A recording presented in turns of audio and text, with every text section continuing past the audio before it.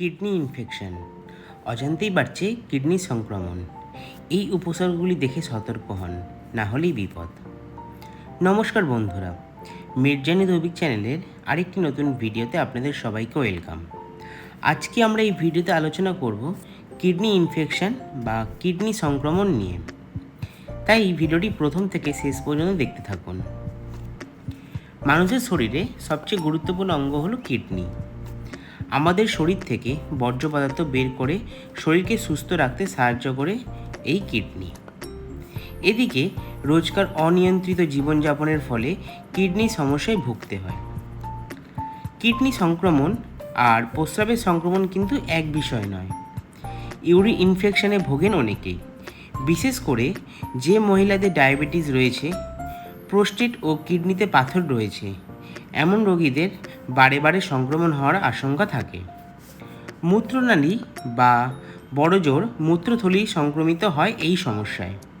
কিন্তু এই সংক্রমণ যখন বৃক্কজোড়া অর্থাৎ কিডনিতে আক্রমণ করে, তখন বিষয়টা কিন্তু জটিল হয়ে যায়। চিকিৎসা বিজ্ঞানের ভাষায় একে বলা হয় পাইলোনেফ্রাইটিস। শুরুটা হয় জ্বর, প্রস্রাবে জ্বালাপোড়া, ঘন ঘন প্রস্রাব, তলপেটে অস্বস্তি দিয়ে। এরপর ঠিকঠাক চিকিৎসা না হলে এই সংক্রমণ ছড়িয়ে পড়ে বৃক্ক অর্থাৎ কিডনির দিকে। তখন কোমরে ব্যথা, কাঁপুনি দিয়ে জ্বর, বমি বা বমি বমি ভাবের মতন লক্ষণ প্রকাশ পায়। চিকিৎসকদের মতে আমাদের শরীরে একটি গুরুত্বপূর্ণ অঙ্গ হলো কিডনি। কোনো কারণে সংক্রমিত হলে একের পর এক নানান জটিল সমস্যা বাসা বাঁধতে শুরু করে। তাই এই সমস্যাকে নিঃস্বঘাতক বলা হয়। চিকিৎসকদের মতে কিডনির সমস্যা বা অসুখের নির্দিষ্ট কোনো উপসর্গ হয় না, তবে কয়েকটি উপসর্গ দেখলে আমাদের সতর্ক হওয়া দরকার। দেখে নিন সেই উপসর্গগুলি কি কি।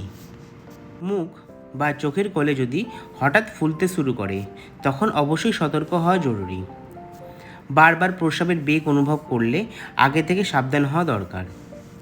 হাত পা বা পিঠের পেশিতে ঘন ঘন খিঁচুনি হলেও সতর্ক হতে হবে। ত্বক কি অসময় শুষ্ক হয়ে গিয়েছে?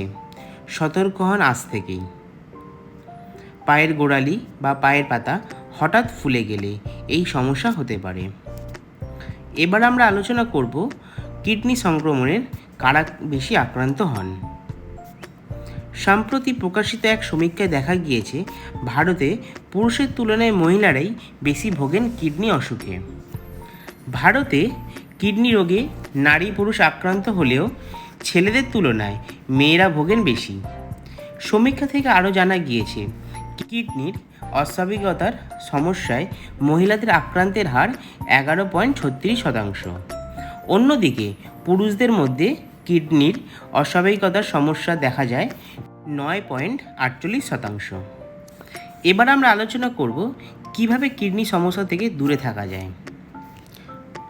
শরীরের চাহিদা অনুসারে পর্যাপ্ত পরিমাণ জল খান।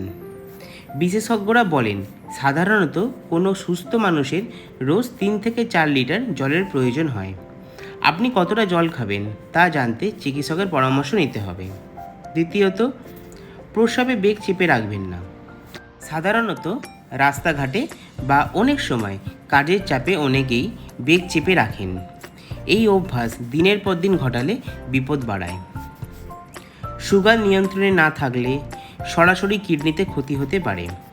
তাই চেষ্টা করবেন ডায়াবেটিস থেকে দূরে থাকার। আর যারা ডায়াবেটিস রোগে আক্রান্ত, তারা রক্তে সুগারের মাত্রা নিয়ন্ত্রণ রাখার চেষ্টা করুন। মুঠো মুঠো পেনকিলার খাওয়ার অভ্যাস কিডনিতে ক্ষতি করে। তাই এই সব ধরনের ওষুধ খাওয়ার আগে ডক্টরের পরামর্শ অবশ্যই নেবেন। তো এই সবগুলি মেনে চললে কিডনি সংক্রমণ থেকে অনেকটাই দূরে থাকা যায়। তো বন্ধুরা, ভিডিওটি আপনাদের কেমন লাগলো কমেন্টে অবশ্যই জানাবেন। আর এই রকম ভিডিও আরও পেতে গেলে আমার চ্যানেলটিকে সাবস্ক্রাইব করবেন। সবাই সুস্থ থাকবেন, পরিবারে খেয়াল রাখবেন। ধন্যবাদ।